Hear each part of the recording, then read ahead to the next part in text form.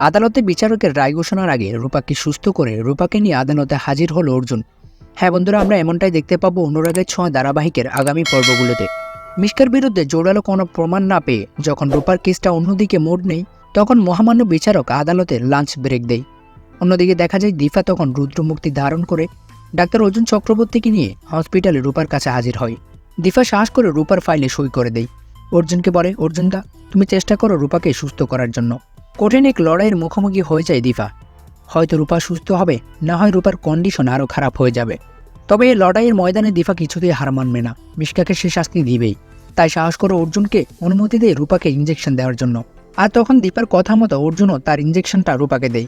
শুরু হয়ে যায় রূপার শেষ দাফের ট্রিটমেন্ট। ইঞ্জেকশন দেওয়ার পরও রূপা কোনো কথা বলে না। সবাই অপেক্ষা করতে থাকে রূপা কথা বলতে পারবে কিনা তার জন্য। কিন্তু না, একটা সময় দেখা যায় ট্রিটমেন্ট চলাকালে রূপার দুটো চোখ বন্ধ হয়ে যায়। তখন আরও ভয় পেয়ে যায় সবাই। ভেবে নেয় যে আর হয়তো তারা রূপাকে সুস্থ করে তুলতে পারবে না। রূপা হয়তো আর সাক্ষী দিতে পারবে না। এভাবে আবারও ছাড়া পেয়ে যাবে মিশকা। অর্জুন আপসেট হয়ে যখন রূপার কেবিন থেকে বের হয়ে যেতে চায়, তখনই রূপা চোখ খুলে আর ইশারায় অর্জুনকে ডাকে। অর্জুন অবাক হয়ে রূপার কাছে গেলে রূপা তখন তার অক্সিজেন মাস্কটা খুলে দিতে বলে। অর্জুন অক্সিজেন মাস্কটা খুলে দেয়। মুখ থেকে অক্সিজেন মাস্কটি সরিয়ে ফেলার পর রূপা অর্জুনকে বলে, অর্জুন আঙ্কেল, আমার মাকে ডাকুন, আমি আদালতে যাব, পোঁচ আন্টির বিরুদ্ধে আমি সাক্ষী দিব।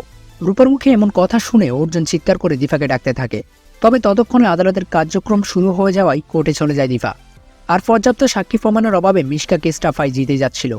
দীপা সূর্য সবাই দৌড়িয়ে নিয়েছিল, আবারও ছাড় পেয়ে গেল এই মিশকা। আর কিছুতেই এই মিশকাকে সাজা দিতে পারবে না তারা। একটু পরে যখন মহামান্য আদালত এই কেসের রায় ঘোষণা করতে যাবে, ঠিক তখনই রূপাকে নিয়ে কোর্টে হাজির হয় অর্জুন।